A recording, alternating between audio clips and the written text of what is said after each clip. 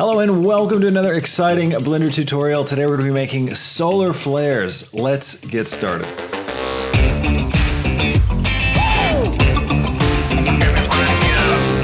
Okay, so the plan today is to try and make some solar flares. So we're going to try and create the surface of a sun and then get some kind of fiery solar flare thing. And the idea is to actually have this animated because, you know, it'd be really cool to have a really easy and efficient way to make animated solar flares that are kind of like, you know, firing off of a planet. Anyways, the goal is not to come up with like a really heavy, complex way of doing it. I'm trying to come up with a simple way because sometimes I can give you even the best, really give you the best result, the simpler it is.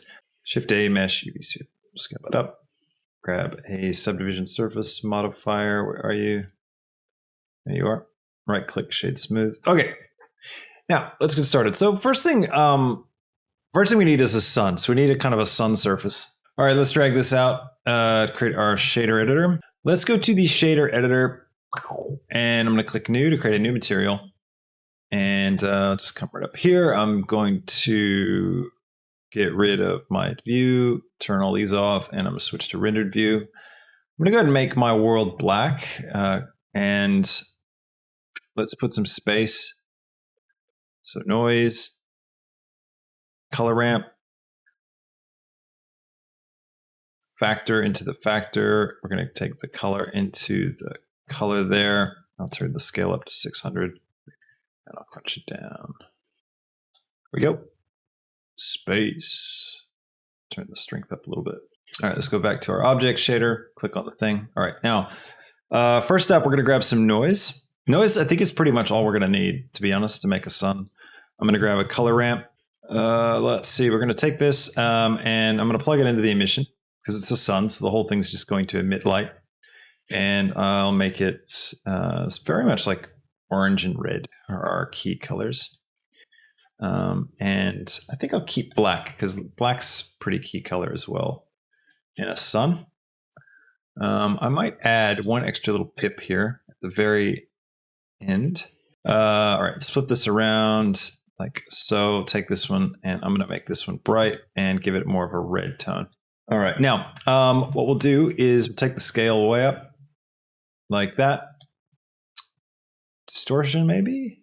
So let's go ahead and go into our render settings. We're going to turn on bloom, and we don't really need screen space reflections, but let's turn them on anyways. And I will turn up my emission strength. Now let's take, also want to go to my color management. I forget to do this a lot, but I'm going to take it off Filmic and switch it to standard. Filmic adds a bit of a flat contrast curve, just doesn't always give you what you want. Now let's play with these colors. Now that we've got the emission turned up, it's doing some, it'll do some interesting stuff with the colors, so we can actually play around here. I could bring this up a bit more.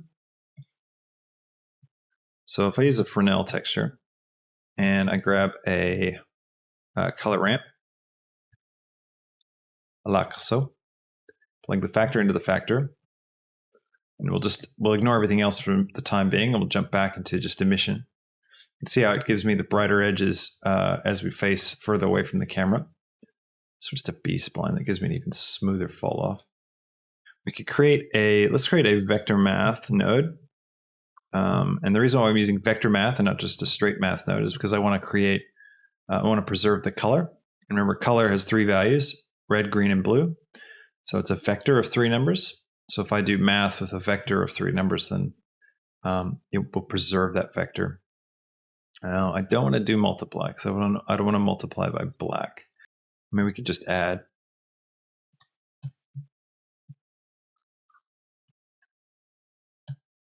Go.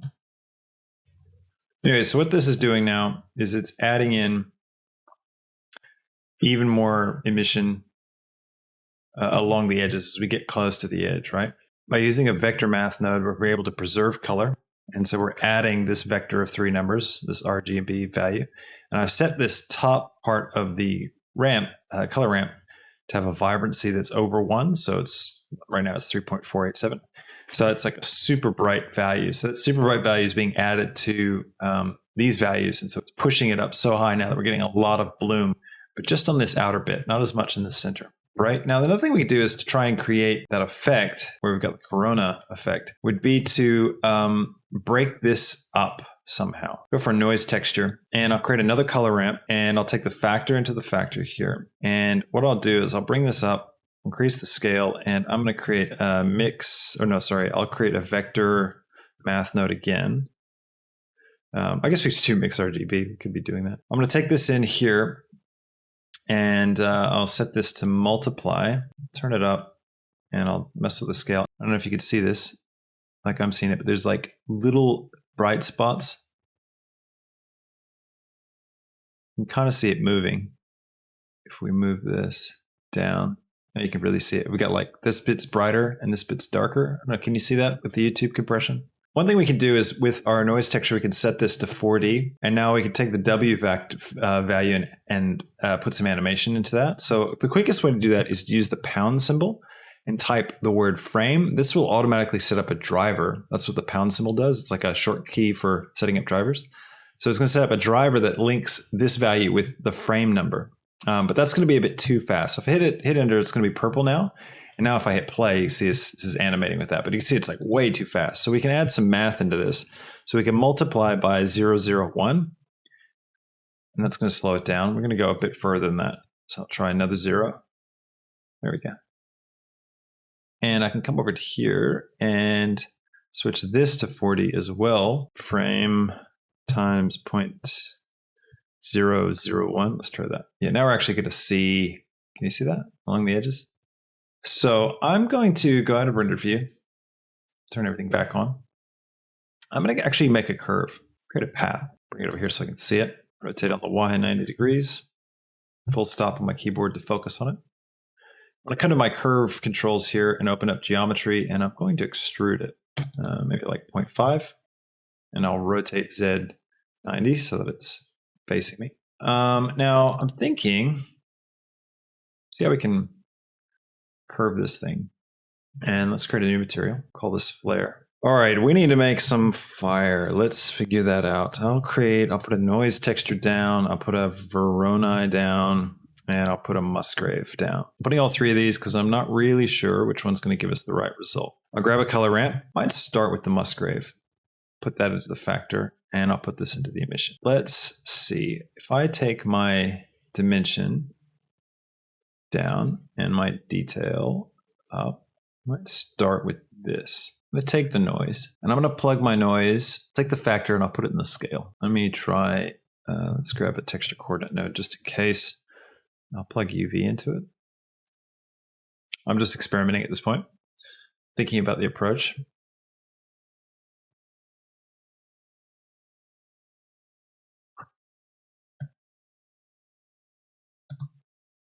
FBM looks pretty good.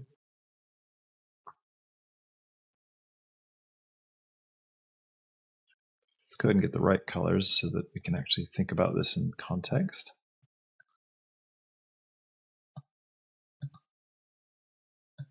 My vibrancy up. Go for a bit of red. And then what we're going to do is turn up the emission strength. All right, next thing we can do is we can let's create another color ramp. I'm going to plug this into the alpha channel, and I'll go ahead and set up transparency. So I'll go to tools, no, options. I'm going to turn on, so blend mode, we're going to go alpha. I'll stick with alpha hash. Shadow mode, I'm going to go none. We don't want the shadows from this. And actually, I might just do alpha blend. I think it'll work fine in this case. Turn off show back face. I'm going to go to a roughness of like 0.5. First idea would be to go into edit mode. Grab the bottom points and the top point and the bottom point. Grab them on the Y. Pull them in like this.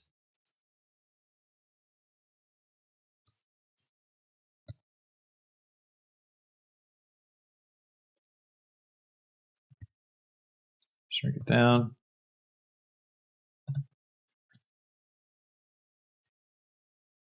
Scale on the Y. About it.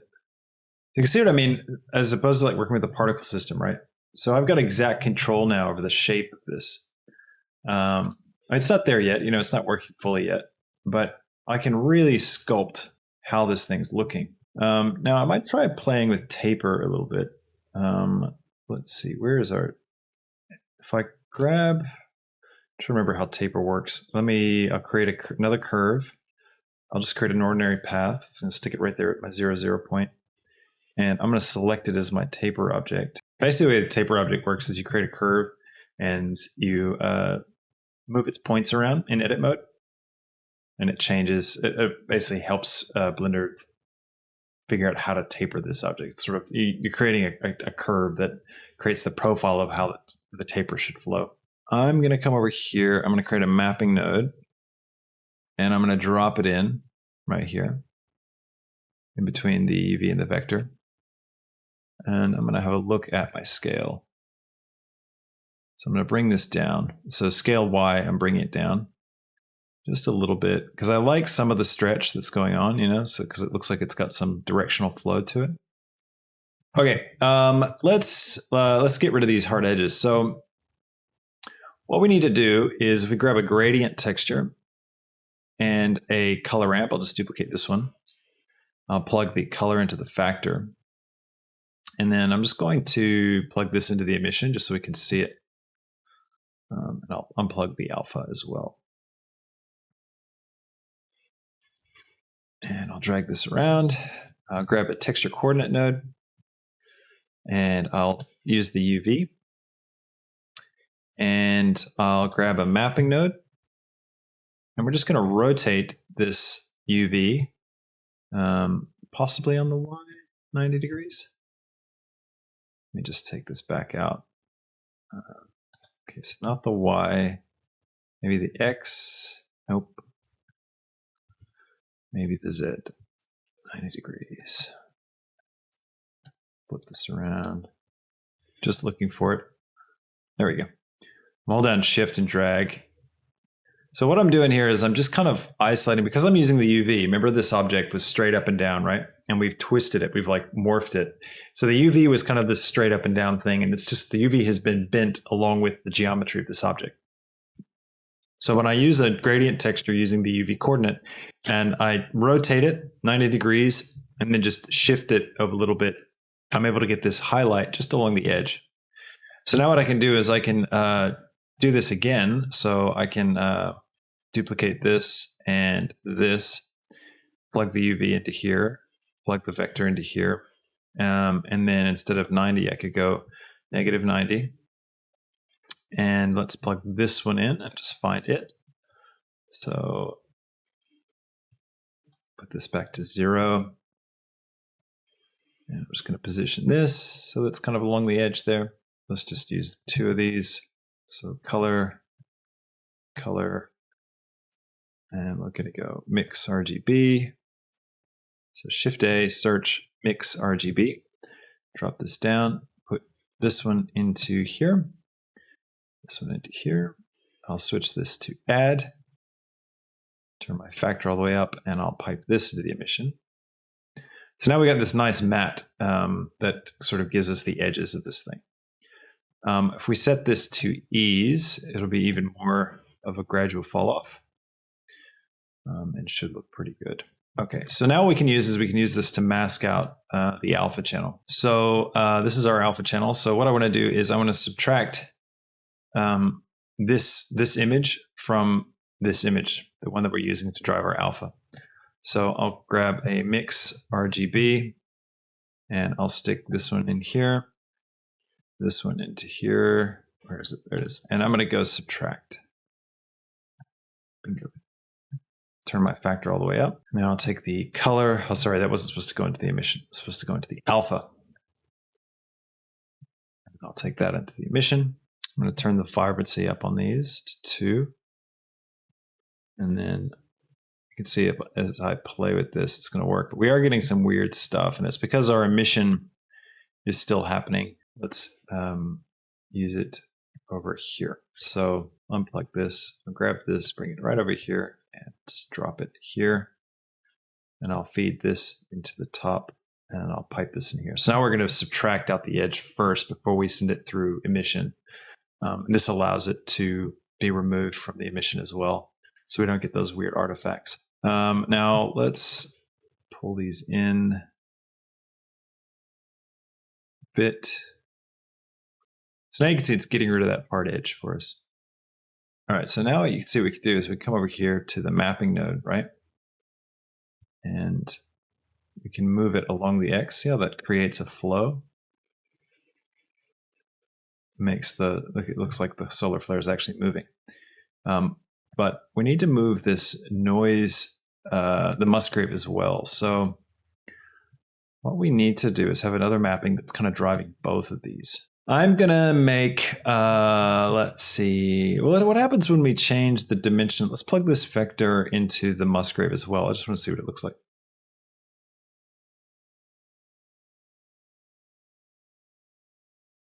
Oh, that's pretty cool. I'm gonna take, let's see, we'll take this location, this X location, and we're gonna do the pound symbol. We'll type in frame again and multiply it by 0.0001. And that will allow it to be driven by the frame number. I'll take the value down. Let's just try 0.01. Try 2. That feels a bit better.